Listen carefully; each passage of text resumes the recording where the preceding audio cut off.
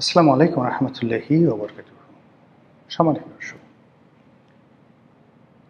Doctor Mohammad ইউনূসের নেতৃত্বাধীন যে অন্তর্বর্তীকালীন সরকার, সেই সরকারের একদম শেষ দিকে আমেরিকার সঙ্গে একটি চুক্তি হয়েছিল, সমঝোতামূলক বাণিজ্য চুক্তি,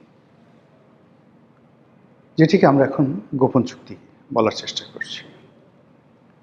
আমেরিকা ওই সময়টাতে পৃথিবীর অনেক দেশগুলোর সঙ্গে তারা বাণিজ্য সমতা আনার কথা বলতে গেলে যেটিকে বলা হয় অধীনতামূলক মিত্রতা চুক্তি।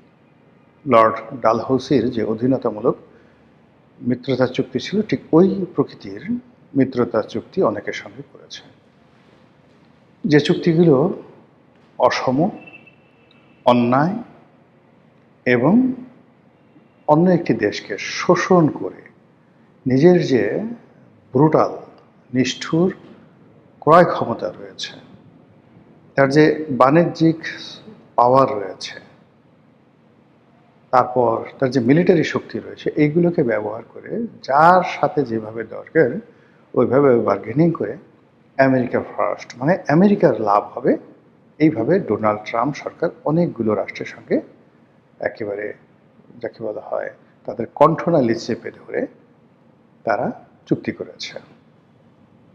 অনেকগুলো দেশ এই চুক্তি করেনি, যেমন ভারত করেনি, কিন্তু বাংলাদেশ করেছে, করার জন্য তারা বাধ্য হয়েছে। তারা যে কাজটি করেছে, তাদের দেশে যে সকল এক্সপোর্ট রয়েছে, চীনও করেনি, চীনও তাদের সঙ্গে কোনো চুক্তি করেনি। তো যেটা হলো যে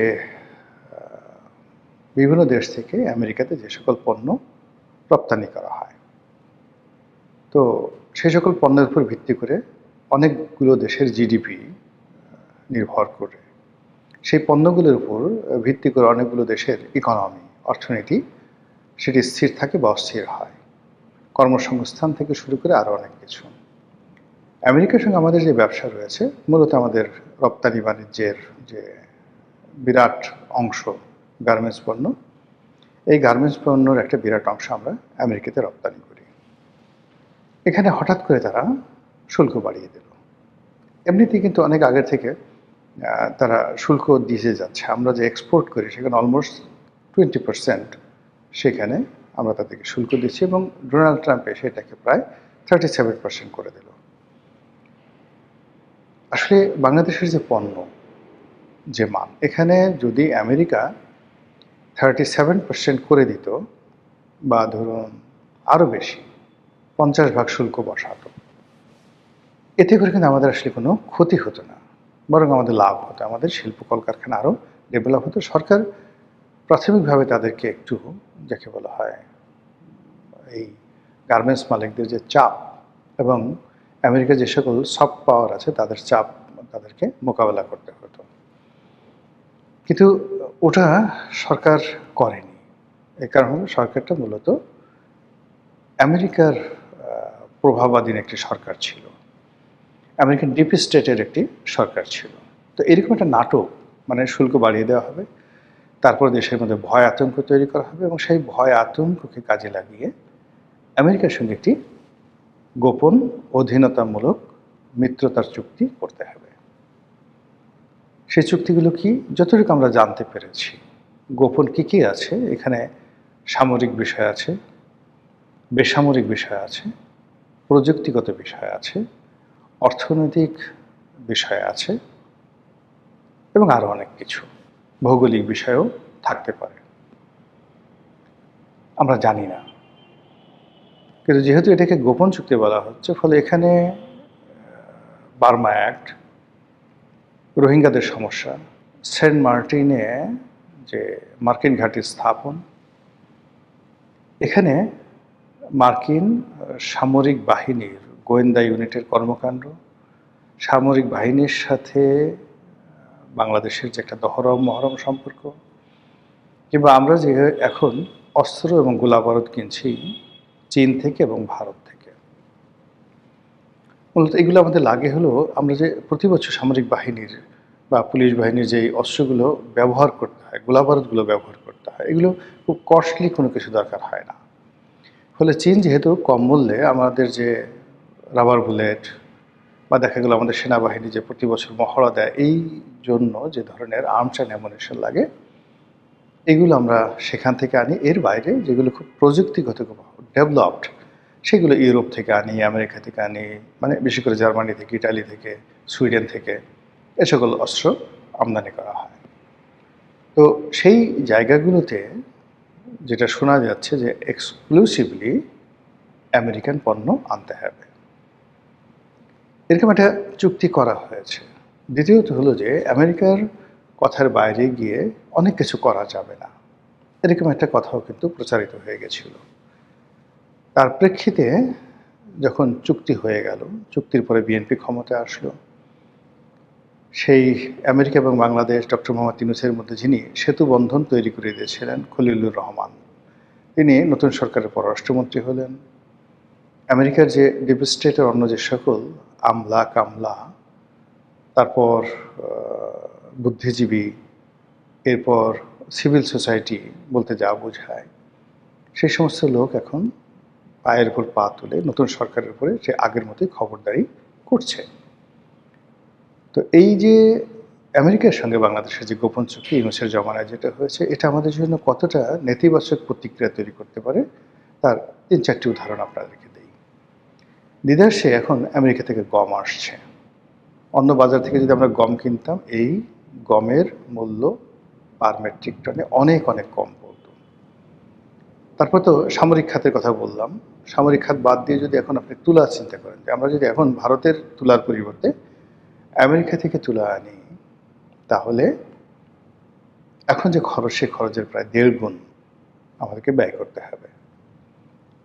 এর বাইরে যেটি স্পষ্ট হয়ে গেছে সেটা হলো যে আমাদের তেল গ্যাস যে অনুসন্ধান, এটা সম্ভবত অ্যাবসলিউটলি আমেরিকার হাতে চলে গেছে, সমুদ্রে তেল গ্যাস অনুসন্ধান। এবং আগেই যে আমেরিকান কোম্পানি শেভরন, তারা বাংলাদেশের গ্যাস ক্ষেত্রের অলমোস্ট 80% তারা নিয়ন্ত্রণ করে এখন।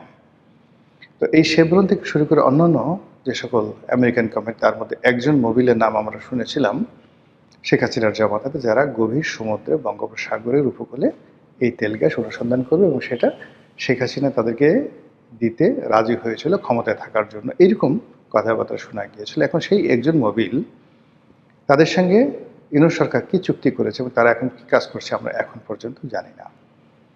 নতুন সরকার ক্ষমতা আসার পরে যখন এই যে ফুয়েল ক্রাইসিস হলো, এই ফুয়েল ক্রাইসিসের সময়টিতে আমরা খুব সহজে অনায়াসে রাশিয়া থেকে তেল কিনতে পারতাম। এমনকি ইরানের তেল আমরা এই মুহূর্তে আরও পানির দামে কিনতে পারতাম। কিন্তু ইরান তো দূরের কথা, রাশিয়া থেকে যে আমরা তেল কিনবো, এটার জন্য আমরা অনুমতি চেয়েছি আমেরিকার, ওই যে বাণিজ্যিক চুক্তি অনুযায়ী। আমেরিকা অনুমতি এখনও দেয়নি। তারা আশ্বাস দিয়েছে যে বাংলাদেশের তেল সমস্যা আরও গভীর হলে তারা দেখবে। কিভাবে দেখবে এটা আমরা এখন পর্যন্ত জানি না। ফলে আগামী দিনগুলো আমাদের স্বাধীনতা, সার্বভৌমত্ব, আমাদের রাজনীতি, অর্থনীতি কিভাবে থাকছে, এখানে আমেরিকার প্রভাব কতটা থাকছে, এটা ভাবতে রীতিমতো আতঙ্ক অনুভব করছি। আতঙ্ক অনুভব করছে এই কারণে যে বাংলাদেশের সঙ্গে আমেরিকার যে সম্পর্ক, ঠিক একই রকম সম্পর্ক কিন্তু তাদের আছে পাকিস্তানের সঙ্গে। পাকিস্তানের সঙ্গে কৌশলগত সম্পর্ক করে তারা এই রাষ্ট্রটিকে সম্পূর্ণরূপে ব্যর্থ করে দিয়েছে। আপনারা জানেন যে 1955 বা 1960 সাল পর্যন্ত পুরো এশিয়ার মধ্যে পার ক্যাপিটা ইনকাম এবং জিডিপি, এই দুটো ক্ষেত্রে পাকিস্তানের সমকক্ষ কোনো রাষ্ট্র ছিল না। এমনকি আপনি যদি বলেন চীন, তারপর কোরিয়া, মানে উত্তর কোরিয়া না, দক্ষিণ কোরিয়া, সিঙ্গাপুর, মালয়েশিয়া, তারপর জাপান, এর কোনো দেশই পাকিস্তানের ধারের কাছে ছিল না আপ টু 1960। কিন্তু এরপর যখন আমেরিকার সেই যে সাম্রাজ্যবাদী দাঁত এবং নখ ভারতের সাথে পাকিস্তানকে লাগিয়ে দিয়ে, আফগানিস্তানের সঙ্গে পাকিস্তানের লাগিয়ে দিয়ে, বেলুচিস্তানের মধ্যে অশান্তি সৃষ্টি করে, তারা যেইভাবে পাকিস্তানের মেরুদণ্ড ভেঙে দিল, অর্থনৈতিক মেরুদণ্ড ভেঙে দিল, সেই ভাঙা মেরুদণ্ড নিয়ে আর দাঁড়াতে পারেনি। এই আমেরিকার কারণে সেই পূর্ব পাকিস্তান পশ্চিম পাকিস্তান আলাদা হয়ে গেল এবং অত্যন্ত চাল চেলে এই বাংলাদেশকে আলাদা করে দিয়ে পাকিস্তানকে আরও দুর্বল করে দেওয়া হলো। তারপর পাকিস্তানে একের পর এক সামরিক শাসন এবং সমস্ত civil bureaucracy, military bureaucracy, judiciary সব কিছুকে অকার্যকর করে দিয়ে তারা তাদের পছন্দের মতো মানুষকে সেনাপ্রধান রূপে নিয়োগ দেয় এবং তাদের মাধ্যমে পাকিস্তান শাসন করে করে আজকের এই পর্যায়ে চলে এসছে। আমেরিকার এই যে শোষণ, এটার বিরুদ্ধে প্রথম জুলফিকার আলী ভুট্টো দাঁড়ানোর চেষ্টা করেছিলেন, কিল্ড। তারপর নওয়াজ শরীফ কিছুদিন চেষ্টা করেছিলেন, তাকে ক্ষমতাচ্যুত করে দেশ ছাড়া করা হলো। বেনজির ভুট্টো চেষ্টা করেছেন, কিল্ড। আর সর্বশেষ চেষ্টা করেছিলেন যাকে বলা হয় ইমরান খান। তিনি এখন জীবন এবং মৃত্যুর সন্ধিক্ষণে কারাগারে আছেন, আমরা জানি না কেমন আছেন। বাংলাদেশেও কিন্তু শেখ হাসিনা চেষ্টা করেছিলেন আমেরিকার সাম্রাজ্যবাদের বিরুদ্ধে দাঁড়াতে, তিনি পারেননি, কিন্তু প্রাণে বেঁচে গেছেন। কিন্তু তার যারা লোকজন আছে সেই লোকজনকে একেবারে রাজনীতি ছাড়া করা, দেশ ছাড়া করা, সব কিছু করার জন্য আমেরিকা যা যা করা দরকার সব কিছু করে যাচ্ছে। করতে গিয়ে আমাদের রাষ্ট্রের যে রক্ত সঞ্চালন, আমাদের রাষ্ট্রের যে অস্থি মজ্জা, সব কিছু তছনছ করে দিচ্ছে।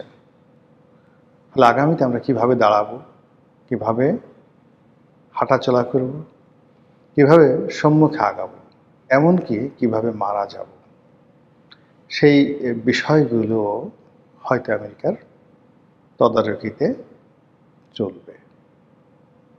মহান আল্লাহ আমাদের সবাইকে হেদায়েত দান করুন এবং হেফাজত করুন। আসসালামু আলাইকুম ওয়া রাহমাতুল্লাহি ওয়া বারাকাতুহু।